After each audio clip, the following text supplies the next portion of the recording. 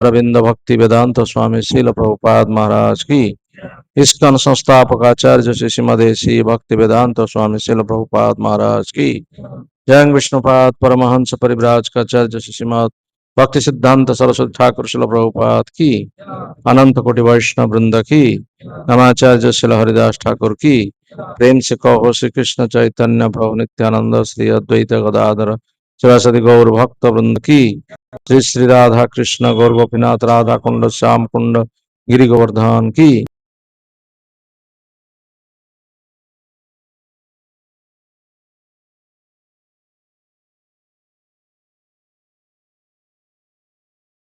जय जगन्नाथ बलदेव सुभद्रा माई की। गंगा माई की। जमुना माई की। भक्ति देवी की। मत तुलसी महारानी की। जय भवन मंगलमय हरिनाम संकीर्तन की। कीर्तन जनक श्री श्रीमन गौरांग महाप्रभु की। श्रीमद भगवद गीता की। गौर प्रेमानंदे Hari. All glory to Srimad devotee, all glory to Srimad devotee, all glory to Srimad devotee, all glory to Sri Guru and Gauranga, all glory to Srila Prabhupada, all glory to Srila Gurudev ki। Om Ajnanatimidandhasya Jnananjana-shalakaya Chakhyurunmilitam Jenam Tasmai Shri Gurave Namah। Shri Chaitanya मनोभीष्टं स्थापितं येन भूतले स्वयं रूप कदा मह्यं ददाति स्वपदान्तिकं। वन्देऽहं श्रीगुरु श्रीयुतपदकमल श्रीगुरु वैष्णवस्य श्रीरूपं साग्रजातं सहगण रघुनाथनितं तं सजीवं साद्वैतं सावधूतं परिजनसहितं कृष्ण चैतन्य देवं श्री राधा कृष्ण पादान् सगण ललिता श्री विशाखान्वितश्च।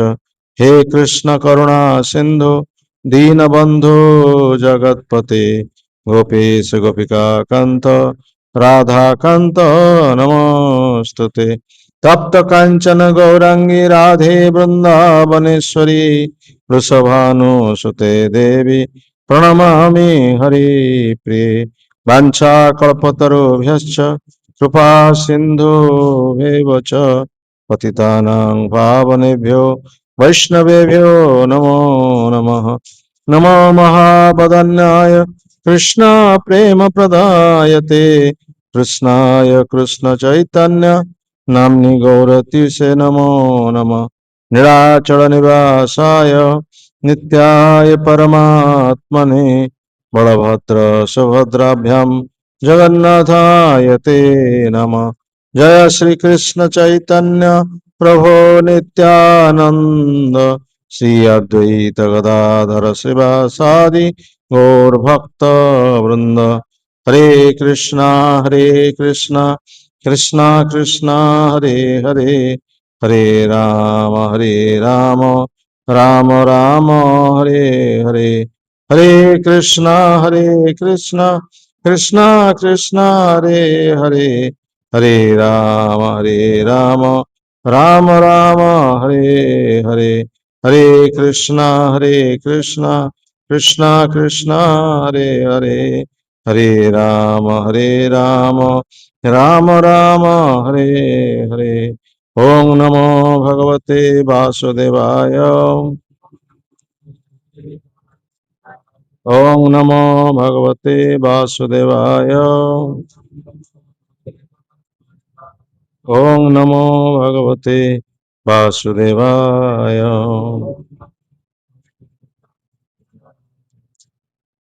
श्रीमद् भगवद गीता त्रयोदश अध्याय श्लोक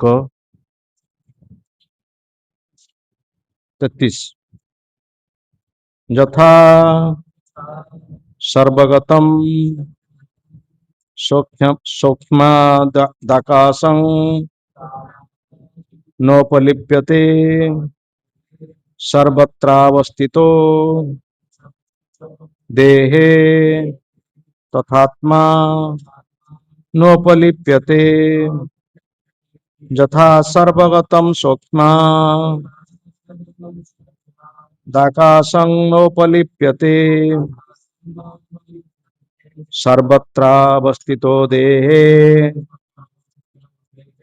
तथात्मानोपलिप्यते यथा सर्वगतं सूक्ष्म आकाशनोपलिप्यते सर्वत्रावस्थितो देहे तथात्मानोपलिप्यते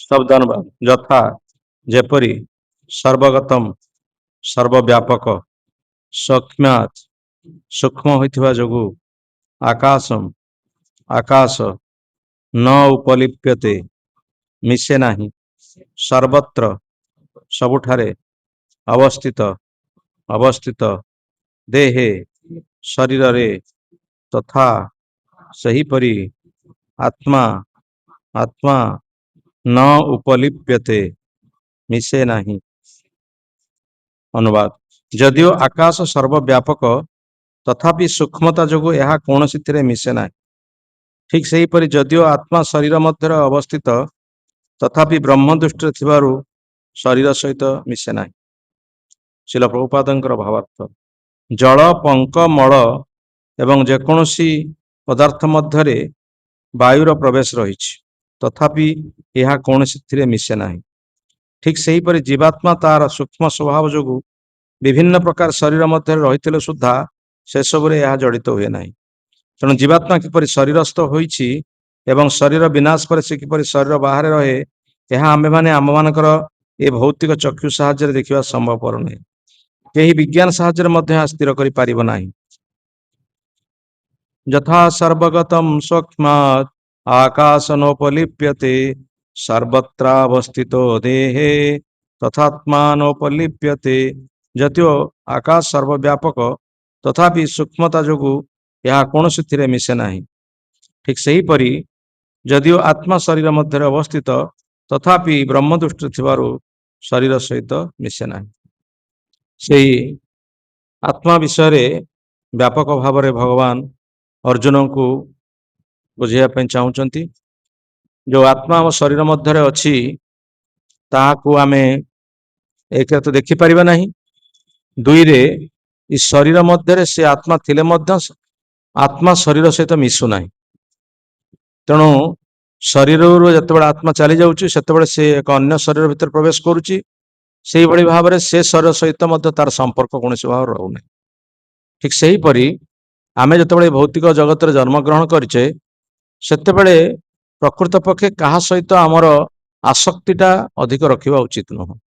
जमी आत्मार क्या सहित मिशबार ना से तार शरीर मध्य रही शरीर जितेबले नष्ट होउची आत्मा से त्याग करके अन्य एक शरीर मध्य प्रवेश करुच्ची ଏବଂ ସେ ଶରୀର ନଷ୍ଟ ହେଲେ ଅନ୍ୟ ଏକ ଶରୀର ମଧ୍ୟରେ ପ୍ରବେଶ କରୁଛି। ଯେମିତି ଆତ୍ମା କୌଣସି ଶରୀର ମଧ୍ୟରେ ମିଶିବାର ସମ୍ଭାବନା ନାହିଁ, ଠିକ ସେଇଭଳି ଆମେ ଯେତେବେଳେ ଜୀବ ବା ଜଡ଼ ଶରୀର ଭିତରେ ଆମେ ରହିଛେ ବା ଆମେ ଯେତେବେଳେ ଜଗତ ମଧ୍ୟରେ ଅଛେ, ସେଇଭଳି ଆମର କୌଣସି ଯୋଉ ପାରିବାରିକ ସମ୍ପର୍କ ବା ବନ୍ଧୁବାନ୍ଧବ ସମ୍ପର୍କ, ଏ ସମ୍ପର୍କରେ ଏତେ ଜଡ଼ିତ ହେବା ଉଚିତ ନୁହଁ। ଯଦି ଆମେ ଜଡ଼ିତ ହେବା ସେଥିପାଇଁ ଆମେ ଦୁଃଖ ପାଇବା।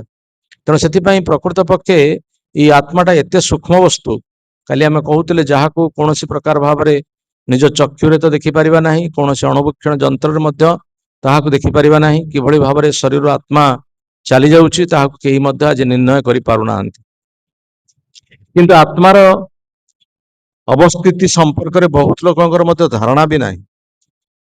ସମସ୍ତଙ୍କର ଧାରଣା, ଅଧିକାଂଶଙ୍କର ଧାରଣା ଯେ ଶରୀର ସର୍ବସ୍ୱ, ଆମର ଶରୀର ଅଛି ତ ସବୁ କିଛି ଅଛି, ଶରୀର ନଷ୍ଟ ହେଇଗଲା ପରେ ଆଉ କିଛି ନାହିଁ, ସେ ସବୁ ଚାଲିଗଲା, ଏଇଠି ସ୍ୱର୍ଗ ଏଇଠି ନର୍କ, ଏଇଠି ସବୁ କିଛି।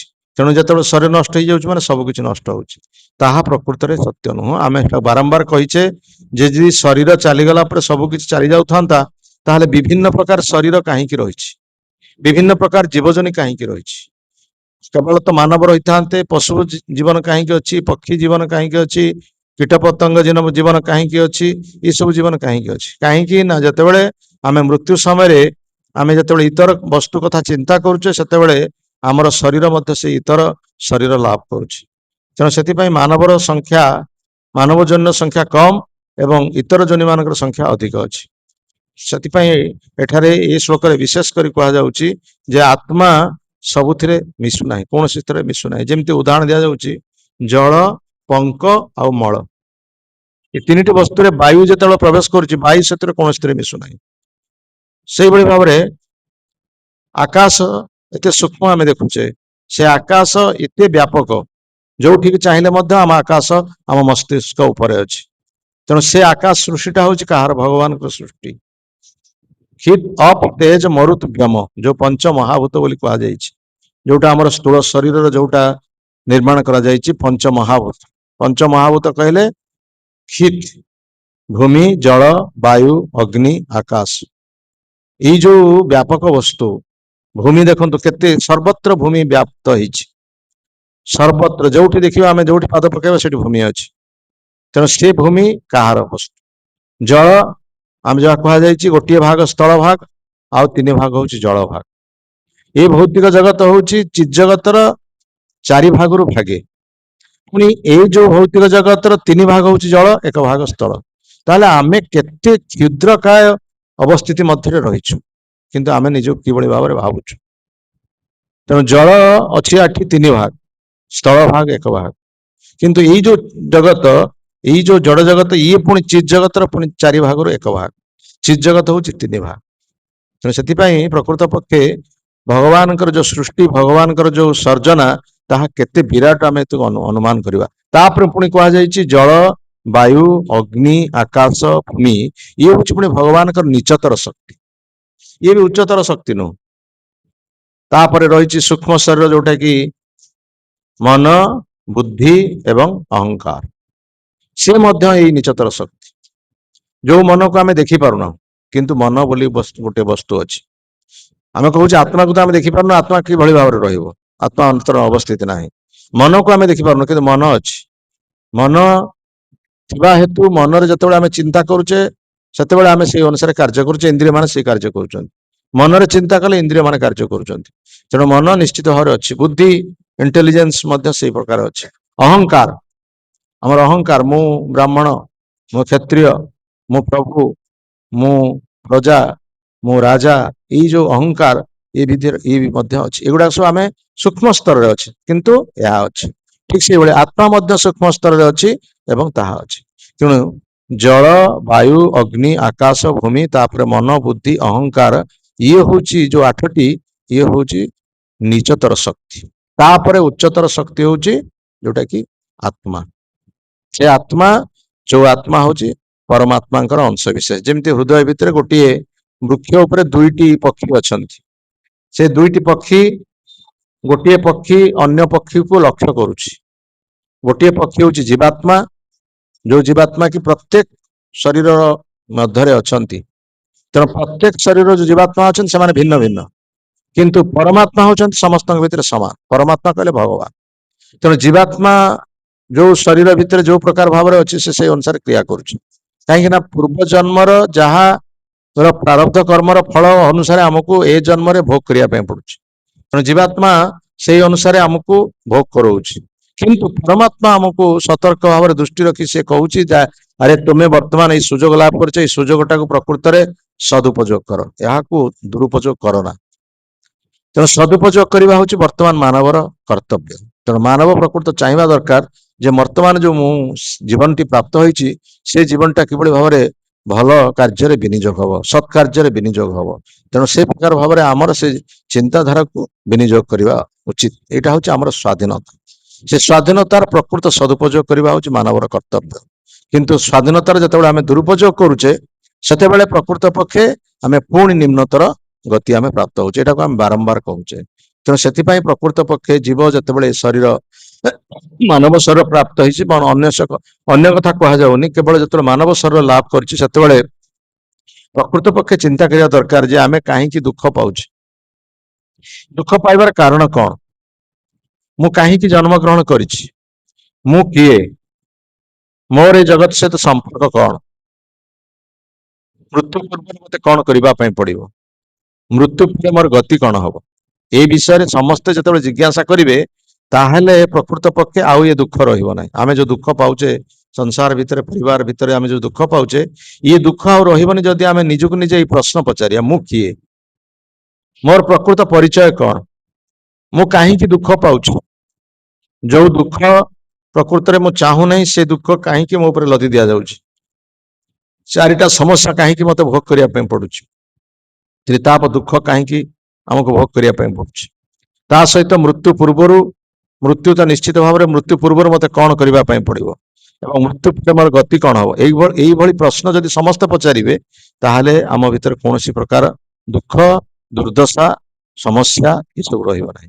କିନ୍ତୁ ଆମେ ମାନେ ଏଇ ପ୍ରଶ୍ନ ପଚାରୁନା। ତେଣୁ ପ୍ରକୃତ ପକ୍ଷେ ଆମେ ମାନବ ଜୀବନର ପ୍ରକୃତ ଦୁରୁପଯୋଗ କରୁଛେ। ସେଥିପାଇଁ ସୁଖଦେବ ଗୋସ୍ୱାମୀ ପରୀକ୍ଷିତ ମହାରାଜଙ୍କ ପ୍ରଶ୍ନକୁ ବହୁତ ଗୁରୁତ୍ୱ ଦେଲେ। କହିଲେ ଆପଣ ଯୋଉ ପ୍ରଶ୍ନ ପଚାରିଲେ ସେଟା ହଉଛି ବହୁତ ଗୁରୁତ୍ୱପୂର୍ଣ୍ଣ ପ୍ରଶ୍ନ, କାରଣ ଏଇ ପ୍ରଶ୍ନ କେହି ପଚାରନ୍ତି ନାହିଁ। ସେ କି ପ୍ରଶ୍ନ ପଚାରିଲେ? ପରୀକ୍ଷିତ ମହାରାଜ କଣ ପ୍ରଶ୍ନ ପଚାରିଲେ? ପରୀକ୍ଷିତ ମହାରାଜଙ୍କର 7 ଦିନ ଆୟୁଷ ଥିଲା। ସେ ପଚାରିଲେ ମୃତ୍ୟୁ ପୂର୍ବରୁ ଜଣେ ବ୍ୟକ୍ତି କଣ କରିବା ଦରକାର, ମୃତ୍ୟୁ ପୂର୍ବରୁ ଜଣେ ବ୍ୟକ୍ତି କଣ କରିବା ଦରକାର। ଏଇଟା ହଉଛି ପ୍ରକୃତ ପ୍ରଶ୍ନ ଆମ ଜୀବନରେ। ହଁ, ଆଉ ମାନବ ଜୀବନର ପ୍ରଧାନ କର୍ତ୍ତବ୍ୟ କଣ? ବରିୟାନ ଏ ସତେ ପ୍ରଶ୍ନ କୃତ ଲୋକହିତ ନୃପ ଆତ୍ମବିଦ ସମ୍ମତ ପ୍ରଶ୍ନ ସ୍ରୋତ ବ୍ୟାଧିଷୁ ଯତ୍ପର। ଆପଣଙ୍କ ପ୍ରଶ୍ନ ହଉଛି ବହୁତ ଗୁରୁତ୍ୱପୂର୍ଣ୍ଣ ପ୍ରଶ୍ନ। କୃତ ଲୋକହିତ ନୃପ, ଏଇଟା ଆପଣଙ୍କର ଅନ୍ୟମାନଙ୍କର କଲ୍ୟାଣାର୍ଥେ, ଲୋକମାନଙ୍କର କଲ୍ୟାଣାର୍ଥେ ଏଇ ଯୋଉ ପ୍ରଶ୍ନ ପଚାରିଛନ୍ତି ଏଇଟା ହଉଛି ଅନ୍ୟମାନଙ୍କର କଲ୍ୟାଣ, ଏଇଟା ଆପଣଙ୍କର ନିଜର କଲ୍ୟାଣ, ଏଇଟା ଜନକଲ୍ୟାଣ ନିମିତ୍ତ ଅନ୍ୟମାନଙ୍କର କଲ୍ୟାଣ ପାଇଁ ଆପଣ ଏଇ ପ୍ରଶ୍ନ ପଚାର। ସମସ୍ତଙ୍କର ଏଇ ପ୍ରଶ୍ନ ପଚାରିବାର ଆବଶ୍ୟକତା ଅଛି। କାହିଁକି ଆମେ ମୃତ୍ୟୁ ଆସୁଛି ଏବଂ ମୃତ୍ୟୁ ପୂର୍ବରୁ ମତେ କଣ କରିବା ପାଇଁ ପଡିବ। ତେଣୁ ଏ ପ୍ରଶ୍ନ ହଉଛନ୍ତି ଅତି ବରିୟାନ ପ୍ରଶ୍ନ, ଏହାକୁ ଶୁଣିବା ଦରକାର। ସ୍ରୋତ ବ୍ୟାଧିଷୁ ଯତ୍ପର, ଆତ୍ମବିତ ସମ୍ମତ ପ୍ରଶ୍ନ, ଏଇଟା ହଉଛି ଆତ୍ମ ସମ୍ପର୍କିତ ପ୍ରଶ୍ନ। କାରଣ ଆତ୍ମ ସମ୍ପର୍କିତ ପ୍ରଶ୍ନ କୋଉଠି ପଚରା ଯାଏ ନାହିଁ। ସେଥିପାଇଁ କୁହାଯାଇଛି ଆମେ ସବୁ ସ୍କୁଲ, କଲେଜ, ୟୁନିଭରସିଟିରେ ପାଠ ପଢୁଛେ, କୋଉ ୟୁନିଭରସିଟିରେ, କୋଉ ସ୍କୁଲରେ, କୋଉଠି ଯାହା କୁହାଯାଏ ୟୁନିଭରସିଟିରେ ବା କଲେଜରେ କୋଉଠି ପଢା ଯାଉଛି ଆତ୍ମା ସମ୍ପର୍କୀୟ ପାଠ ପଢା ଯାଉଛି, କିଏ କହିପାରିବ ହାତରେ କି? ପ୍ରଭୁପାଦ ମଧ୍ୟ ଏଇ ପ୍ରଶ୍ନ ପଚାରିଥିଲେ ବିଦେଶକୁ ଯାଇ, where is the department which teaches the science of soul. କୌଣସି କୋଉ ଜାଗା, ସେ ପ୍ରକାର କୋଉ ବିଭାଗ ସେଠି ଅଛି ଆପଣଙ୍କର ୟୁନିଭରସିଟିରେ ବା କଲେଜରେ ବା ସ୍କୁଲରେ ଯେ ଆତ୍ମା ସମ୍ପର୍କରେ ଶିକ୍ଷା ଦିଆଯାଉଛି, ଯୋଉଟା ଆମର ଶିଖିବାର ଆବଶ୍ୟକତା ଅଛି।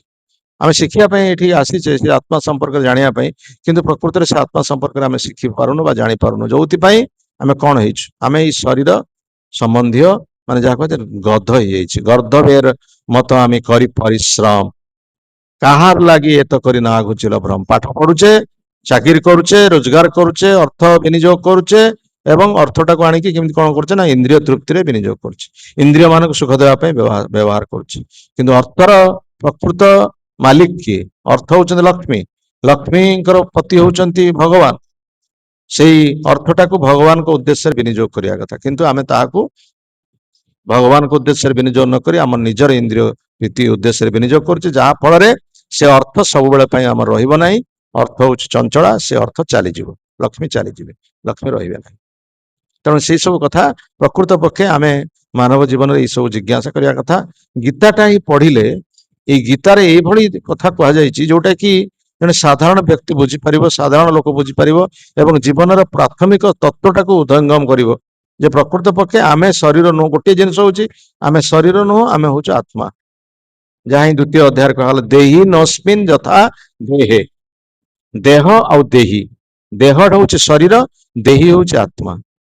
ତେଣୁ ଶରୀର ମଧ୍ୟରେ ଆତ୍ମା ଥିବା ହେତୁ ଶରୀର ପରିବର୍ତ୍ତନ ହଉଛି। ଯଦି ଶରୀର ମଧ୍ୟରେ ଆତ୍ମା ନଥାନ୍ତା ତାହେଲେ ଶରୀର ପରିବର୍ତ୍ତନ ହୁଅନ୍ତା ନାହିଁ। ତେଣୁ ଶରୀର ପରିବର୍ତ୍ତନ ହଉଥିବା ହେତୁ ଆମେ ସବୁ ଭୁଲି ଯାଉଛେ, ଆମେ ଭୁଲି ଯାଉଛେ। ଆମେ 5 ବର୍ଷ ତଳର କଣ ଘଟିଛି ବର୍ତ୍ତମାନ ହଠାତ୍ ଯେତେବେଳେ ପ୍ରଶ୍ନ ପଚାରେ ଆମେ କହିପାରିବାନି। କିନ୍ତୁ ଭଗବାନ ତାଙ୍କୁ 5 କୋଟି ଜନ୍ମ ପୂର୍ବର କଣ ହେଇଥିଲା ବର୍ତ୍ତମାନ ସେ କଥା ବି ତାଙ୍କୁ ଯଦି ସେ କୁହାଯିବ ବା ସେ ଜାଣିଛନ୍ତି ବା ସେ ସବୁ କଥା ତାଙ୍କର ମନେ ଅଛି। ଭଗବାନଙ୍କର ଯେତେ ବର୍ଷ ପୂର୍ବରୁ ତାଙ୍କୁ ଯଦି କୁହାଯିବ ସେ ପ୍ରଶ୍ନ ସେ ଉତ୍ତର ଦେଇଦେବେ। କାହିଁକି ନା ତାଙ୍କର ଶରୀର ପରିବର୍ତ୍ତନ ହଉନାହିଁ ବା ତାଙ୍କ ଶରୀର ଆମ ଶରୀର ଭଳି ନୁହେଁ। ଆମ ଶରୀର ଯାହା କୁହାଯାଏ ଜଡ ଶରୀର, ଆମ ଶରୀର ହଉଛି ରକ୍ତ ମାଂସରେ ଗଢା, ତାଙ୍କ ଶରୀର ହଉଛି ଚିତ୍ ଶରୀର। ସେ ଶରୀର ରକ୍ତ ମାଂସରେ ଗଢା ନୁହଁ। ଈଶ୍ୱର ପରମ କୃଷ୍ଣ ସଚିତ ଆନନ୍ଦମୟ ବିଗ୍ରହ, ତାଙ୍କର ଶରୀର ସଦା ସଚ୍ଚିଦାନନ୍ଦମୟ, ସନ୍ମୟ, ଚିନ୍ମୟ ଏବଂ ଆନନ୍ଦମୟ। ଆମ ଶରୀର ତାର ଜଷ୍ଟ ଓଲଟା ହଉଛି ଅସତ୍, ଅଚିତ ଆଉ ନିରାନନ୍ଦମୟ। ଆମ ଶରୀରଟା ଯେତେବେଳେ ବୃଦ୍ଧ ହଉଛି କ୍ଷୀଣକାୟ ହେଇଯାଉଛି, ଆମ ଶରୀର ଅଙ୍ଗ ନିସ୍ତେଜ ହେଇଯାଉଛି, ଇନ୍ଦ୍ରିୟ ଗୁଡିକ ନିସ୍ତେଜ ହେଇଯାଉଛି, ଆଖିକୁ ଦେଖାଯାଉନି, ଚଷମା ଲଗେଇବା ପାଇଁ ପଡୁଛି। ଇଏ ହଉଛି ଜଡ ଶରୀରର କାର୍ଯ୍ୟ। କିନ୍ତୁ ଭଗବାନଙ୍କ କୋଉଠି ଚଷମା ଲଗେଇବାର ଆମେ ଦେଖିନୁ ବା ଭଗବାନଙ୍କ ଶରୀର ବୃଦ୍ଧ ହବାର କୋଉଠି ଦେଖିନାହୁଁ। ଭଗବାନଙ୍କ ଶରୀର ପରିବର୍ତ୍ତନ ହଉନାହିଁ। ତେଣୁ ଭଗବାନ ସବୁ ଜନ୍ମର କଥାକୁ ସେ ମନେ ରଖିଛନ୍ତି, କିନ୍ତୁ ଆମେ କିଛି ମନେ ରଖିପାରୁନୁ। ତେଣୁ ଯଦି ଆମେ ମନେ ରଖିବା ପାଇଁ ଚାହୁଁ ସେଇଭଳି ଭଗବତ ଶରୀରକୁ ଆମେ ପ୍ରାପ୍ତ ହବା ପାଇଁ ପଡିବ। ଭଗବତ ଶରୀର କିଭଳି ଭାବରେ ପ୍ରାପ୍ତ ହବ ନା ଭଗବାନଙ୍କ ସହିତ ଯୁକ୍ତ ହବା ପାଇଁ ପଡିବ। ଆମକୁ ଭଗବାନଙ୍କ ସହିତ ଯୁକ୍ତ ହବା ପାଇଁ ପଡିବ। ଯେମିତି ଗୋଟେ ଲୁହାକୁ ଯେତେବେଳେ ଆମେ ଅଗ୍ନିରେ ପକଉଛେ ସେ ଲୁହାଟା ଆଉ ଲୁହା ହେଇକି ହଉନି, ସେଟା ଅଗ୍ନି ହେଇଯାଉଛି। ତାକୁ ଯଦି ଆମେ ହସ୍ତ ସ୍ପର୍ଶ କରିବା ସେ ଲୁହାଟା ଯାହା କୁହାଯାଏ ସେ ଆମକୁ ଅଗ୍ନି ମାନେ ଆମ ହାତକୁ ପୋଡିଦବ। ଠିକ ସେଇଭଳି ଭାବରେ ଯେତେବେଳେ ଆମେ ଭଗବାନଙ୍କ ସହିତ ଯୁକ୍ତ ହବା, ଭଗବାନଙ୍କ ସହିତ ଶରୀର ଯୁକ୍ତ ହବ, ଏଇ ଶରୀର ମଧ୍ୟ ସେ ଚିତ୍ ଶରୀର ହେଇଯିବ, ଯେମିତି ହରିଦାସ ଠାକୁରଙ୍କର ଶରୀର ହେଇଥିଲା। ହରିଦାସ ଠାକୁର ଦିନକୁ 3 ଲକ୍ଷ ନାମ ଉଚ୍ଚାରଣ କରୁଥିଲେ, ସେଥିପାଇଁ ତାଙ୍କ ଶରୀର ହେଇଥିଲା ଚିତ୍ ଶରୀର। ଭଗବାନଙ୍କ ଶରୀର ସଦୃଶ ତାଙ୍କ ଶରୀର ମଧ୍ୟ ଚିତ୍ ଶରୀର ହେଇଥିଲା, ଯୋଉ ଶରୀରକୁ ଚୈତନ୍ୟ ମହାପ୍ରଭୁ ଧରିକି ନୃତ୍ୟ କରୁଥିଲେ। କହୁଥିଲେ ଏ ଶରୀରଟା ପ୍ରାକୃତ ଶରୀର ନয়, ବୈଷ୍ଣବେর শরীর প্রাকৃত শরীর নয়, হরিদাসের তনু কোলে লৈলা উঠাইয়া অঙ্গনে নাচয় প্রভু প্রেমাবিষ্ট হইয়া। হরিদাসର ଶରୀରକୁ ନିଜେ ଧରିକି ମହାପ୍ରଭୁ ପ୍ରେମରେ ଆବିଷ୍ଟ ହେଇକି ନୃତ୍ୟ କରୁଥିଲେ। କୃପା କରି କୃଷ୍ଣ ମରେ ଦିଆছিলা ସଙ୍ଗ, ସ୍ୱତନ୍ତ୍ର କୃଷ୍ଣେର କୃପା କହିଲ ସଙ୍ଗ ଭଙ୍ଗ। କୃପା କରି ମତେ କୃଷ୍ଣ ଦେଇଥିଲେ, ୟାଙ୍କର ସଙ୍ଗ ଦେଇଥିଲେ, ମୁଁ ତାଙ୍କର ସଙ୍ଗ ଲାଭ କରିଥିଲି। କିନ୍ତୁ ଭଗବାନ କୃଷ୍ଣଙ୍କର ଇଚ୍ଛା କଣ, ସେ ମୋର ସଙ୍ଗ ତ୍ୟାଗ କରି ଚାଲିଗଲେ। ସେ ଶରୀର ହଉଛି ଚିତ୍ ଶରୀର, ଯୋଉଟା କି ଭଗବାନଙ୍କ ସେବାରେ ବି ନିଯୁକ୍ତ ହେଇଛି। ସେମିତି ଉଦାହରଣ ଦିଆଯିବ ପୁତନା। ପୁତନା ଶରୀର ହଉଛି ରାକ୍ଷସର ଶରୀର। ପୁତନା ହଉଛି ତାର ଖାଦ୍ୟ ହଉଛି ରକ୍ତ ମାଂସ, ଆଉ ସେ ଅସୁର ଯୋନିରୁ ଆସିଛି। ତାର ଗୁଣ ହଉଛି ଆସୁରିକ ଗୁଣ ଏବଂ ଆସିଛି ପିଲାମାନଙ୍କୁ ମାରିକି ଆସିଛି। କଂସ ଆଦେଶ ଦେଇଛି ପିଲାମାନଙ୍କୁ ମାରିକି ଶେଷ ପୁତ୍ର କୃଷ୍ଣକୁ ସେ ମାରିବ। କୃଷ୍ଣକୁ ମାରିବା ପାଇଁ ଆସିଛି, କୃଷ୍ଣ ତା ପ୍ରାଣକୁ ମାରିଦେଲେ, ତାକୁ ତାର କ୍ଷୀର ଶୋଷିକି ତାକୁ ମାରିଦେଲେ। କିନ୍ତୁ ପୁତନା ମରିଗଲା ପରେ ତା ଶରୀରକୁ ଯେତେବେଳେ ସଂସ୍କାର କରାଯାଉଛି, ନନ୍ଦ ମହାରାଜ ଯେତେବେଳେ ବୃନ୍ଦାବନ ଲୋକମାନଙ୍କୁ ସଂସ୍କାର କରିବା ପାଇଁ ଦଉଛନ୍ତି, ଖଣ୍ଡ ଖଣ୍ଡ କରି କାଟିକି ତାକୁ ସଂସ୍କାର କରାଯାଉଛି, ସେ ଶରୀରରୁ କଣ ଆସୁଛି ନା ଚତୁଃସମର ସୁଗନ୍ଧ। 4ଟା ସୁଗନ୍ଧ ବସ୍ତୁର ଆସୁଛି ସୁଗନ୍ଧ ଆସୁଛି। 4ଟା ସୁଗନ୍ଧ ବସ୍ତୁ ହଉଛି କସ୍ତୁରୀ, ଅଗୁରୁ, ଅତର, ଚନ୍ଦନ। ଏଇ 4ଟା ବସ୍ତୁକୁ ମିଶେଇ ଦେଲେ ଯୋଉ ସୁଗନ୍ଧ ଆସିବ, ପୁତନା ଶରୀରରୁ ସେ ସୁଗନ୍ଧ ଆସୁଛି। କାହିଁକି ଆସୁଛି? ପୁତନା ଶରୀର ତ ରାକ୍ଷସ ଶରୀର, ସେ ତ ପ୍ରତିବନ୍ଧମୟ, ଯାହା କୁହାଯାଏ ଅତି ଦୁର୍ଗନ୍ଧ ହବା କଥା, କିନ୍ତୁ କାହିଁକି ସୁଗନ୍ଧ ଆସୁଛି? କାରଣ ସେ ଶରୀର ଭଗବାନଙ୍କ ସେବାର ସୁଯୋଗ ଲାଭ କରିଛି। ଭଗବାନଙ୍କୁ ସେ ସ୍ତନ୍ୟପାନ କରେଇଛି।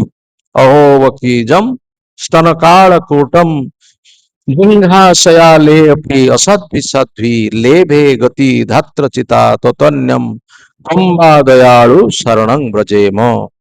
ଶ୍ରୀମଦ ଭାଗବତରେ ଦୁଇଟି ଥର ଏହି ଶ୍ଲୋକଟି ରହିଛି, ଦିଥର ଏହି ଶ୍ଲୋକଟି ଦିଆଯାଇଛି। ଏଇ ଯୋଉ ଶ୍ଲୋକଟି ଦୁଇଥର ଦିଆଯାଇଛି। ସେଇଭଳି ଭାବରେ ଅଘାସୁର, ଯୋଉ ଅଘାସୁର ଭିତରେ ଗୋପବାଳକ ମାନେ ପଶିଗଲେ, ଭଗବାନ କୃଷ୍ଣ ମଧ୍ୟ ନିଜେ ପଶିକି ତା ଶରୀରଟାକୁ ପୁରା ଫାଡ଼ିଦେଲେ। ଯୋଉ ଅଘାସୁର ସର୍ପର ଶରୀର, ଯିଏ ଗୋଟେ ପାହାଡ ଆକୃତି ହେଇକି ଗୋଟେ ଗୁମ୍ଫା ଭିତରେ, ଯେମିତି ଗୁମ୍ଫା ଗୋଟେ ବାହାରକୁ ଦେଖାଯାଉଛି ଗୁମ୍ଫା, କିନ୍ତୁ ଗୋଟେ ବିରାଟ ପାହାଡ, କିନ୍ତୁ ପ୍ରକୃତରେ ସେ ଗୋଟେ ବିରାଟ ସର୍ପ। କିନ୍ତୁ କେବଳ କଂସର ଆଦେଶରେ ଆସିଥିଲା ପିଲାମାନଙ୍କୁ ମାରିବା, କଂସକୁ ଏଇ କୃଷ୍ଣକୁ ମାରିବା ପାଇଁ ଆସିଥିଲା। ସେ ଗୋଟେ ପାହାଡ ଆକୃତି ହେଇଛି, ତା ମୁହଁଟାକୁ ଏତେ ଖୋଲା କରିଛି ଯୋଉଠି ଗୋଟେ ଗୁମ୍ଫା ଭଳି ଦେଖାଯାଉଛି। ପିଲାମାନେ ଭାବିଲେ ଏଟା ଗୁମ୍ଫା, ଆମେ ଖେଳିବୁ। ତା ଭିତରକୁ ସେ ପିଲାମାନେ ପଶିଗଲେ। ପଶିଗଲା ପରେ ଭଗବାନ ଦେଖିଲେ ଆରେ ଇଏ ତ ଅସୁର ଭିତରକୁ ପଶିଗଲେଣି, ତେଣୁ ମତେ ପୁଣି ପଶିବା ପାଇଁ ପଡିବ। ସେ ଚାହୁଁନଥିଲେ ପଶିବା ପାଇଁ, କିନ୍ତୁ ମତେ ପଶିବା, ପିଲାମାନଙ୍କୁ ଉଦ୍ଧାର କରିବା ପାଇଁ ପଡିବ। ପିଲାମାନେ ତ ରାକ୍ଷସ ଭିତରେ ପ୍ରବେଶ କରୁଛନ୍ତି, ତେଣୁ ମତେ ସେ ରାକ୍ଷସ ଭିତରେ ପ୍ରବେଶ କରିବାକୁ ପଡିବ। ତେଣୁ ସେ ଭିତରୁ ଶରୀର ଭିତରକୁ ସେ ପ୍ରବେଶ କଲେ। ପ୍ରବେଶ କରିକି ତା ପେଟଟିକୁ ଫଟେଇ ଦେଲେ। କାହାର? ସେ ଅଘାସୁର ପେଟକୁ ଫଟେଇ ଦେଇକି ନିଜେ ବାହାରି ଆସିଲେ ଏବଂ ଅନ୍ୟ ପିଲାମାନେ ମଧ୍ୟ ବାହାରି ଆସିଲେ। ତେଣୁ ସମଗ୍ର ଶରୀରକୁ ସ୍ପର୍ଶ କରିଥିବା ହେତୁ, ଅଘାସୁରର ସମସ୍ତ ଶରୀରକୁ ସ୍ପର୍ଶ କରିଥିବା ହେତୁ ସେ ଶରୀର ମଧ୍ୟ ଚିତ୍ ଶରୀର ହେଇଗଲା। ଆଉ ତାପରେ ସେ ମୁକ୍ତ ହେଇକି ଚାଲିଗଲା।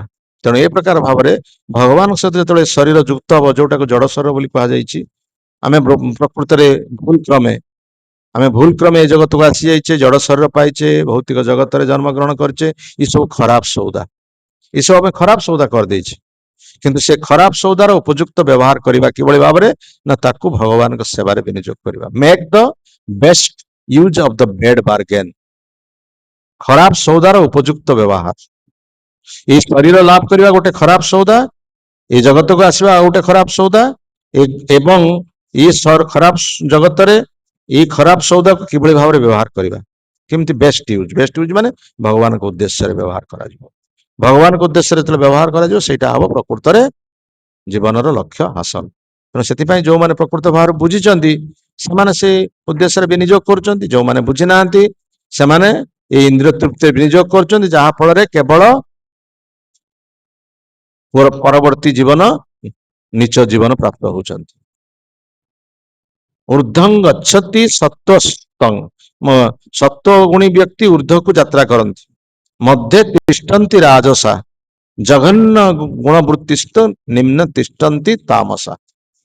ଯୋଉମାନେ ସତ୍ୱଗୁଣୀ, ସେମାନେ ଊର୍ଦ୍ଧ୍ୱସ୍ଥି କଥା ସ୍ୱର୍ଗ ଗତି ଲାଭ କରିବେ, ସେମାନେ ସ୍ୱର୍ଗ ପ୍ରାପ୍ତ ହେବେ। ଯୋଉମାନେ ରଜଗୁଣୀ, ସେମାନେ ଏଇ ମଧ୍ୟବର୍ତ୍ତୀ ସ୍ଥାନରେ ରହିବେ, ଭୌତିକ ଜଗତରେ ରହିବେ। ଆଉ ଯୋଉମାନେ ଆସୁରିକ ସ୍ୱଭାବ ସମ୍ପନ୍ନ, ସେମାନେ ଯିବେ ନିମ୍ନ ଗତି, ଅର୍ଥାତ୍ ନର୍କ ଗତି ସେମାନେ ପ୍ରାପ୍ତ ହେବେ। ନର୍କ ସ୍ଥାନ ପାଇବେ ତାମସିକ ଗୁଣ ଯୋଉମାନଙ୍କର।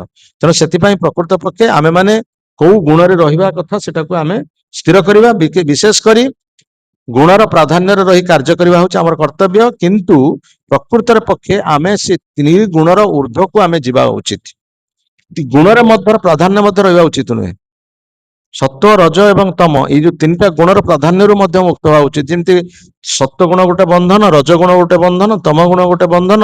ଏଇ ତିନିଟା ବନ୍ଧନରୁ ମଧ୍ୟ ଆମକୁ ମୁକ୍ତ ହବା ପାଇଁ ପଡିବ। କେତେବେଳେ ମୁକ୍ତ ହବା ନା, ଯେତେବେଳେ ଭଗବାନଙ୍କ ଉଦ୍ଦେଶ୍ୟରେ, ଭଗବାନ ହଉଛନ୍ତି ନିତ୍ୟ ମୁକ୍ତ, ଆମେ ମଧ୍ୟ ଯେତେବେଳେ ଭଗବାନଙ୍କ ସେବା କରିବା, ଆମେ ମଧ୍ୟ ମୁକ୍ତ ହେଇପାରିବା। ତେଣୁ ଯୋଉମାନେ ମୁକ୍ତ ଜୀବ, ତାଙ୍କର କୌଣସି ପ୍ରକାର ବଦ୍ଧାବସ୍ଥା ନଥାଏ। ମୁକ୍ତ ଜୀବ ଯୋଉମାନଙ୍କର କିଛି ସମସ୍ୟା ନଥାଏ, ପାରିବାରିକ ସମସ୍ୟା ନଥାଏ, ସେମାନେ ଭଗବାନଙ୍କ ପାଇଁ ତାଙ୍କ ଜୀବନ ଉତ୍ସର୍ଗୀକୃତ କରିଥାନ୍ତି। ସେମିତି ଭଗବାନ ମଧ୍ୟ ତାଙ୍କର କିଛି ସମସ୍ୟା ନାହିଁ, ସର୍ବଦା ଆନନ୍ଦମୟ ସ୍ଥିତିରେ ଅଛନ୍ତି। ଯଦିଓ ସମଗ୍ର ବ୍ରହ୍ମାଣ୍ଡର ଦାୟିତ୍ୱ ତାଙ୍କର, କିନ୍ତୁ ଆନନ୍ଦମୟ ସ୍ଥିତିରେ ଅଛନ୍ତି। ଠିକ ସେଇଭଳି ଭାବରେ ଜୀବ ଯେତେବେଳେ ଭଗବାନଙ୍କ ସେବାରେ ନିଯୁକ୍ତ ହବ, ସିଏ ମଧ୍ୟ ସର୍ବଦା ଆନନ୍ଦମୟ ସ୍ଥିତିରେ ରହିପାରିବ। ତେଣୁ ଏଇ ଟେକ୍ନିକ ବା ଏଇ କୌଶଳଟାକୁ ଆମକୁ ଶିଖିବା ପାଇଁ ପଡିବ। ତେଣୁ ଯେତେବେଳେ ଏଇ ଆତ୍ମଜ୍ଞାନ ଆମେ ଲାଭ କରିବା, ଯେତେବେଳେ ଆମର ଶରୀର ଚେତନା ଅଛି, ସେତେବେଳେ ଆମର ବହୁତ ସମସ୍ୟା ଅଛି। ପାରିବାରିକ ସମସ୍ୟା ଅଛି, ରାଜନୈତିକ ସମସ୍ୟା ଅଛି, ଅର୍ଥନୈତିକ ସମସ୍ୟା ଅଛି, ବହୁତ ସମସ୍ୟା ଅଛି। କିନ୍ତୁ ଯେତେବେଳେ ଆମେ ଭାବିବା ଆମେ କାହିଁକି ଶରୀର ସମ୍ପର୍କିତ ବ୍ୟକ୍ତି ସହିତ ଆମେ କାହିଁକି ଏତେ ଜଡ଼ିତ ହବା ଉଚିତ, ଆମେ ଯଦିଓ ଏ ଶରୀର ପ୍ରାପ୍ତ ହେଇଛେ, ଏ ଶରୀରଟା ସବୁଦିନ ରହିବ ନାହିଁ, ଏ ଶରୀରଟା ଦିନେ ଦିନେ ନଷ୍ଟ ହବ। ଆଉ ଏ ଶରୀର ଯୋଉ ସମ୍ପର୍କ, ସେ ସମ୍ପର୍କ ମଧ୍ୟ ସବୁଦିନ ରହିବ ନାହିଁ। ଆଉ ଏ ସମ୍ପର୍କ ମଧ୍ୟ ସେ ହଉଛି ଅସ୍ଥାୟୀ। ଏଇ ଶରୀର ସହିତ ସମ୍ପର୍କ ଥାଇକି ମଧ୍ୟ ଯଦି ଆମର ଅର୍ଥ ନ ରହିବ, ଆମର ଯଦି ଟଙ୍କା ପଇସା ନ ରହିବ, এই সম্পর্କ ମଧ୍ୟ ଆସ୍ତେ ଆସ୍ତେ ସେମାନେ ସବୁ ଛାଡି ଚାଲିଯିବେ। ବରଂ ଆହୁରି ବରଂ ନିନ୍ଦା କରିବେ, ଅପମାନ ଦେବେ। ଏଇ ସମ୍ପର୍କ ଈଶ୍ୱର ଥାଇକି ମଧ୍ୟ ବହୁତ ନିନ୍ଦା ଅପବାଦର ଶିକାର ହବା। ତେଣୁ ଏଇ ଶରୀର ସମ୍ପର୍କରେ ଯେ ପ୍ରକୃତରେ ବୁଦ୍ଧିମାନ ଲୋକ ଏଇ ଶରୀର ସମ୍ପର୍କରେ କୌଣସି ପ୍ରକାର ମାନେ ଯାହା କୁହାଯାଏ ଜଡିତ ହବା ଉଚିତ ନୁହେଁ। କିନ୍ତୁ ପ୍ରକୃତ ପକ୍ଷେ ଆମେ ନିଜେ ଚିନ୍ତା କରିବା ଦରକାର ଆମେ ହଉଛି ଆତ୍ମା। ଆତ୍ମା ହିସାବରେ ଆମେ ପରମାତ୍ମାଙ୍କର ଅଂଶ ବିଶେଷ। ତେଣୁ ଆତ୍ମା କୌଣସିଥିରେ ଜଡିତ ଯେମିତି ନ ହଉଛି, ଶରୀର ମଧ୍ୟ ସେଇ ପ୍ରକାର କୌଣସି ବସ୍ତୁରେ ଜଡିତ ହବା ଉଚିତ ନୁହେଁ। ତେଣୁ ଶରୀର ସହିତ ଯେତେବେଳେ ଆତ୍ମାର ସମନ୍ୱୟ ହେଇଯିବ, ଯଦିଓ ସେ ଶରୀର ସହିତ ଆତ୍ମାଟା ମିଶି ପାରିବନି, କିନ୍ତୁ ମନୋବୃତ୍ତିଟା ସମନ୍ୱୟ ହବା ଉଚିତ। ଆତ୍ମାର ଯୋଉ ପ୍ରକାର ମନୋବୃତ୍ତି ଶରୀରରେ ମଧ୍ୟ ସେଇ ପ୍ରକାର ମନୋବୃତ୍ତି ହବା ଉଚିତ। ଶରୀରଟା ଭଗବତ ସେବାରେ ବିନିଯୁକ୍ତ ହବା ଉଚିତ। ଶରୀରଟା କିଭଳି ଭଗବାନଙ୍କ ସେବାରେ ବିନିଯୋଗ କରାଯିବ। ଯେମିତି ଆମେ ବାରମ୍ବାର ସେ ଗପଟି କହୁଛେ ଯେ ଯୋଉ ଶରୀରଟା ଭଗବାନଙ୍କ ସେବାରେ ଲାଗିଛି ସେ ଶରୀର ହଉଛି ଚିତ୍ ଶରୀର। ଯେମିତି ଆମେ ଗପଟି କହୁଥିଲେ ଯେ ଭଗବାନ କୃଷ୍ଣ ଏବଂ ଅର୍ଜୁନ ଯାଉଥିଲେ ରଥରେ, ଶ୍ମଶାନ ଭିତରେ ଯାତ୍ରା କରୁଥିଲେ। ଶ୍ମଶାନ ଭିତରେ ଯାତ୍ରା କରୁଥିବା ଅବସ୍ଥାରେ ଅର୍ଜୁନ ଦେଖିଲେ ଗୋଟେ ଶୃଗାଳଟିଏ ଗୋଟେ ମଣିଷ ମରିଯାଇଥିବା ମଣିଷଟାକୁ ସେ ଖାଲି ଶୁଙ୍ଘୁଛି, ତାକୁ ଖାଉନାହିଁ। ସେ ଖାଲି ଶୁଙ୍ଘୁଛି, ସେ ଶୁଙ୍ଘୁଛି କିନ୍ତୁ ତାକୁ ଖାଉନାହିଁ। ମଲା ମଣିଷର ମାଂସ ତ ଶୃଗାଳ ତାର ଖାଇବା କଥା, କିନ୍ତୁ ସେ ନ ଖାଇ ଖାଇ ଶୁଙ୍ଘୁଛି କାହିଁକି? ଯେତେବେଳେ ଭଗବାନ କୃଷ୍ଣଙ୍କୁ ସେ ପଚାରିଲେ, କହିଲେ କାହିଁକି ସେ ଶୁଙ୍ଘୁଛି, କାହିଁକି ଖାଉନାହିଁ? ନା ତାକୁ ପଚାରିବା ପାଇଁ ପଡିବ, ତାକୁ ଯାଇକି ପଚାରିବା କଣ ହେଇଛି, ସେ ଖାଉନି କାହିଁକି? ତେଣୁ ଭଗବାନ କୃଷ୍ଣ ଯାଇକି ଶୃଗାଳକୁ ପଚାରିଲେ, କିରେ ଜମ୍ବୁକ ମହାଶୟ, ତୁମେ କାହିଁକି ଏଇ ମଣିଷର ଶବ ଖାଉନ କାହିଁକି? ନାଇଁ ଆଜ୍ଞା, ଆମେ ପଶୁ ଜାତି ହେଲେ ମଧ୍ୟ ଆମର ଗୋଟେ ଧର୍ମ ଅଛି। କଣ ତୁମ ଧର୍ମ? ନା ଆମେ ପ୍ରକୃତ ପକ୍ଷେ ଯୋଉ ବ୍ୟକ୍ତିର ଶରୀରର କୌଣସି ଅଂଶ ଭଗବାନଙ୍କ ସେବାରେ ଲାଗିଥାଏ ଆମେ ସେଇ ଅଂଶଟି ଖାଉ। ତେଣୁ ଏଇ ଯୋଉ ବ୍ୟକ୍ତିଟି ଏଠି ପଡିଛି ଏହାର କୌଣସି ଅଂଶ ଭଗବାନଙ୍କ ସେବାରେ ଲାଗିନାହିଁ। କୌଣସି ଅଂଶ, ନା ହସ୍ତ, ନା ପାଦ, ନା ମୁଖ, ନା ନଖ, ନା ଚକ୍ଷୁ, ନା କର୍ଣ୍ଣ, ନା ନାସିକା, କୌଣସି ଅଂଶ ଭଗବାନଙ୍କ ସେବାରେ ଲାଗେନି। ତେଣୁ ଆମେ ପ୍ରକୃତ ପକ୍ଷେ ଏହାର କୌଣସି ଅଂଶ ଖାଇପାରୁନୁ। ଯଦିଓ ଆମର ଭୋକ ଅଛି, କ୍ଷୁଧା ଅଛି, କିନ୍ତୁ କାଲି କେବଳ ଶୁଙ୍ଘୁଛୁ ତାକୁ ମାତ୍ର। ସେଇ କଥା ଶୁଣି ଯେତେବେଳେ ଭଗବାନ କୃଷ୍ଣ ଆସି ଅର୍ଜୁନଙ୍କୁ କହିଲେ, କହିଲେ ଦେଖ ଶୃଗାଳ ଏଇଭଳି କଥା କହିଲା। ଅର୍ଜୁନ ସେଠୁ ଚିନ୍ତା କଲେ, ଆରେ ମୁଁ ଭାବୁଥିଲି ମୁଁ ଗୋଟିଏ ହଉଛି ଭଗବାନଙ୍କର ପ୍ରଧାନ ଭକ୍ତ। ଅର୍ଜୁନଙ୍କର ଗର୍ବ ହେଇଯାଇଥିଲା। ଅର୍ଜୁନଙ୍କର ଗର୍ବ ହେଇଥିଲା ଯେ ମୁଁ ଭଗବାନ କୃଷ୍ଣଙ୍କ ପାଖରେ ଅଛି, ମୁଁ ରଥରେ ସେ ସାରଥୀ ହେଇଛନ୍ତି, ତେଣୁ ମୁଁ ସବୁଠାରୁ ବଡ ଭକ୍ତ। କିନ୍ତୁ ଶୃଗାଳ ଠାରୁ ଯୋଉ ଶିକ୍ଷା ଲାଭ କଲି, ଶୃଗାଳ ତ ମୋ ଠାରୁ ବହୁତ ଉନ୍ନତ ସ୍ତରରେ ଅଛି, ମୁଁ କଣ ଭାବୁଛି ନିଜକୁ ବଡ ଭକ୍ତ ବୋଲି। ତେଣୁ ତାଙ୍କର ଯୋଉ ଗର୍ବ ଥିଲା ସେ ଗର୍ବଟି ଭାଙ୍ଗିଗଲା। ଠିକ ସେଇ ପ୍ରକାର ଭାବରେ ଏଇ ଶରୀର ବହୁ ସୁକୃତିର ଫଳ। ଏଇ ଯୋଉ ଶରୀର ଆମେ ମଣିଷ ଶରୀର ପାଇଛେ ବହୁ ସୁକୃତିର ଫଳ। ଲବ୍ଧ୍ୱା ସୁଦୁର୍ଲଭମ ଇଦମ ବହୁ ସମ୍ଭବାନ୍ତେ ମନୁଷ୍ୟମ ଅର୍ଥଦମ ଅନିତ୍ୟ ଅପିହ ଧୀର। ବହୁତ ଜୀବନ ବିତେଇଲା ପରେ ଭଗବାନ ଆମକୁ କୃପା କରି ମଣିଷ ଜୀବନ ପ୍ରଦାନ କରିଛନ୍ତି। ବହୁ ସମ୍ଭବାନ୍ତେ ମନୁଷ୍ୟମ ପୁଣି କୁହାଯାଇଛି ଅର୍ଥଦମ। ଅର୍ଥଦମ କହିଲେ ଏ ଜୀବନରେ ଆମକୁ ପ୍ରକୃତ ଅର୍ଥ ଲାଭ କରାଯିବ। ଅର୍ଥ ମାନେ ଟଙ୍କା ପଇସା ସଞ୍ଚୟ କରିକି ବ୍ୟାଙ୍କ ବାଲାନ୍ସ ଟା ବଢିଆ କୁହାଯାଏ। ଅର୍ଥ କହିଲେ ପରମାର୍ଥ। ପରମାର୍ଥ କହିଲେ କଣ? ନା ଯୋଉ ପଞ୍ଚମ ପୁରୁଷାର୍ଥ। ଚାରିଟା ପୁରୁଷାର୍ଥ କଣ କଣ? ଧର୍ମ, ଅର୍ଥ, କାମ, ମୋକ୍ଷ। ଏଇ ହଉଛି ଚାରି ପୁରୁଷାର୍ଥ। ଧର୍ମ, ଅର୍ଥ, କାମ, ମୋକ୍ଷର ଉପରେ ରହିଛି ଆଉ ଗୋଟିଏ ପୁରୁଷାର୍ଥ, ଯୋଉଟା କି ହଉଛି କୃଷ୍ଣ ଭକ୍ତି, ଭଗବତ ଭକ୍ତି। ଧର୍ମ କହିଲେ ପ୍ରକୃତ ପକ୍ଷେ କଣ ବୁଝାଯାଏ? ସାଧାରଣ ଲୋକ ଧର୍ମ କହିଲେ ଲୋକ କଣ ବୁଝେ? ପରୋପକାର କରିବା, ରୋଗୀ ସେବା କରିବା, ବୁଭୁକ୍ଷୁ ଖାଦ୍ୟ ଦେବା, ରୋଗୀକୁ ପଥ୍ୟ ଦେବା, ଏଇଟାକୁ ଧର୍ମ ବୋଲି କୁହାଯାଏ। କିନ୍ତୁ ପ୍ରକୃତରେ ସେଇଟା ଧର୍ମ ନୁହଁ। ଧର୍ମ ପ୍ରକୃତରେ ସେ ତାକୁ କୁହାଯାଉନି। ଭାଗବତରେ ଧର୍ମକୁ ଅଲଗା ପ୍ରକାର ଭାବରେ କୁହାଯାଉଛି। ଯଦି ଧର୍ମ ତାକୁ କୁହାଯାଉଛନ୍ତି ତାହେଲେ ଏଇ କାର୍ଯ୍ୟ କରିବାରେ କାହିଁକି ଆସୁଛି କଳହ, ଆସୁଛି କଳିକଜିଆ କାହିଁକି ହଉଛି? ଧର୍ମ ସୁନିଷ୍ଠିତ ପୁଂସାଂ ବିଶ୍ୱକ୍ସେନ କଥା ସୁଦ ନତ ପାଦେତ ଯଦି ରତି ଶ୍ରମ ଏବ ହି କେବଳ। ଭଗବାନଙ୍କର ପ୍ରୀତି ଉତ୍ପାଦନ ଯଦି କାର୍ଯ୍ୟ ମାଧ୍ୟମରେ ଧର୍ମ କାର୍ଯ୍ୟ ଆମେ କରୁଛେ, ଯଦି ଭଗବାନଙ୍କର ପ୍ରୀତି ଉତ୍ପାଦନ ନ କଲା ତାହେଲେ କେବଳ ଉତ୍ପାତ ହିଁ ହଉଛି। ସେଇ ବୁଭୁକ୍ଷୁ ଖାଦ୍ୟ ଦିଅ, ରୋଗୀକୁ ପଥ୍ୟ ଦିଅ, ଅନ୍ଧକୁ ଚକ୍ଷୁ ଦିଅ, ପରବର୍ତ୍ତୀ ସମୟରେ ସେଇଟା ହିଁ ଉତ୍ପାତ ସୃଷ୍ଟି କରିବ। କାହିଁକି? ଜଣେ ବୁଭୁକ୍ଷୁ ଖାଦ୍ୟ ଦେଲେ କଣ ହବ? ଜଣେ ଲୋକ ଖାଦ୍ୟ ପାଉନାହିଁ, ତାକୁ ଖାଦ୍ୟ ଦେଲ, ତାର ଚିନ୍ତାଧାରା ପରିବର୍ତ୍ତନ ହେଲା କି? ତାର ଯୋଉ ପ୍ରକୃତି ତାର ପରିବର୍ତ୍ତନ ହେଲା କି? ବରଂ ଯାହା କୁହାଯାଏ सर्प को आम क्षीर देकी ताकू आहरी कौन कला सी आहरी जोर दंशन कर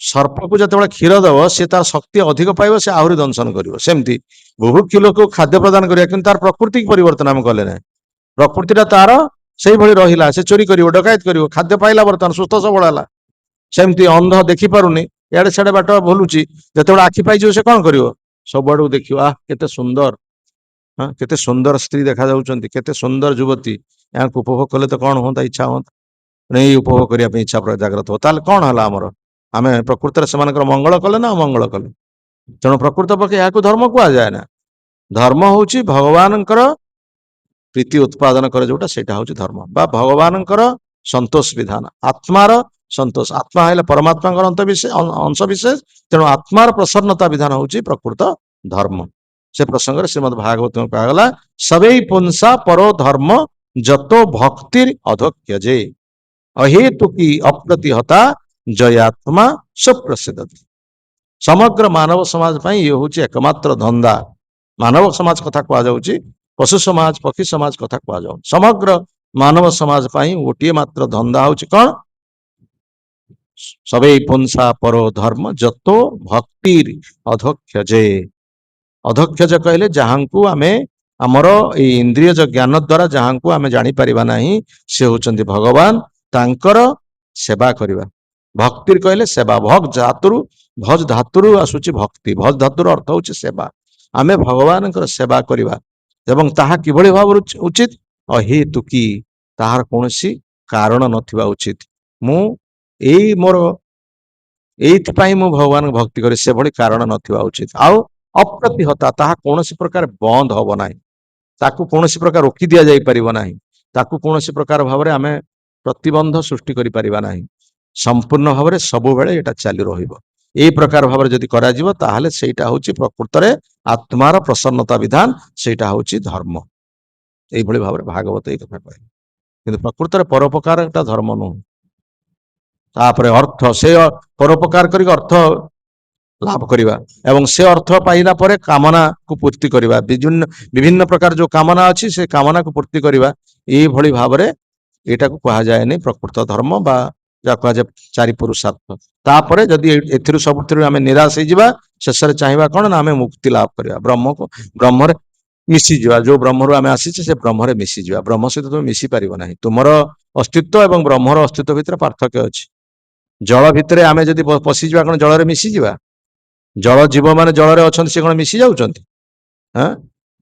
जमती वृक्ष भितर पत्र सबुज पत्र भितर गोटे लाउडंकिया साप अच्छी लाउडंकिया साप कौन पत्र भितर मिसी जाऊँच लाउडंकिया साप तार अस्तित्व रखी पत्र तार अस्तित्व रखी ठीक से भाव में ब्रह्म आम के मिसी पार ना ब्रह्म ब्रह्म आमे जीव जीव जीव जदिव ब्रह्मर अंश किंतु जीव कहले ब्रह्म सहित मिसी पार ना ये कथा कह तेणु जो चारिटा पुरुषार्थ पर पंचम पुरुषार्थ कृष्ण भक्ति सेटा हूँ आम जीवन परम कर्तव्य सेटा हूँ प्रकृत धर्म तेणु से धर्म आचरण करने हूँ जीवन कर्तव्य से कथा कहला सबे पुंसा पर धर्म जतो भक्ति अधक्य जे अहेतु की अप्रतिहता जयात्मा आत्मार प्रसन्नता विधान सेठी आत्मार प्रसन्नता विधान आम कई कार्य कर कई शिक्षा आमको दे जो आत्मा कथा कहगला से आत्मार प्रसन्नता विधान हम ये आम शरीर प्रसन्नता विधान करुचे प्रभुपाद भाषा आम पंजुरीटा को परिष्कार करुचे पंजुरी की परिष्कार करी तादेह रंग दौचे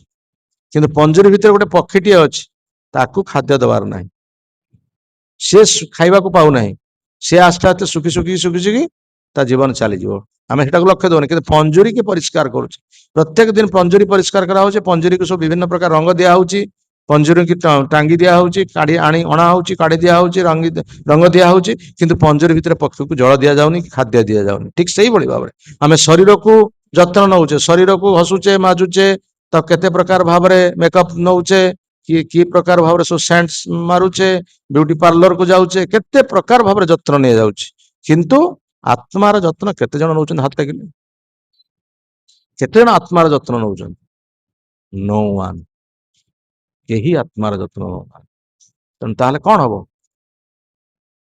आमे ही कष्ट पाउचे आमे ही दुख पाउचे तेणु से आत्मार कथा एठार कह जो आत्मा हेतु ही शरीर सर्व आम शरीर लाभ करुचे एवं शरीर कर्मठ होती शरीर चलप्रचल होची से आत्मार प्रसन्नता विधान करवा होची आमर कर्तव्य आत्मार संतोष विधान करवा होची आमर कर्तव्य तेणु आत्मा जानिबा उचित आत्मा संपर्क ज्ञान लाभ करवा उचित एवं आत्मार प्रसन्नता किभଳି विधान हब से कथा हमको शिक्षा करने पड़ो ताहले ही आम जीवन लक्ष्य हासिल हम आ प्रकृत पक्षे आम मानव जीवन सफलता आम लाभ करवा एवं अंतिम समय भगवत धाम गति करवा ये हूँ आम जीवन लक्ष्य। जय श्रीमद् भगवद गीता की, श्रील प्रभुपाद महाराज की, समवेत गौर भक्त वृंद की, निताई गौर प्रेमानंदे हरि हरि। जय श्रील प्रभुपाद की जय। श्री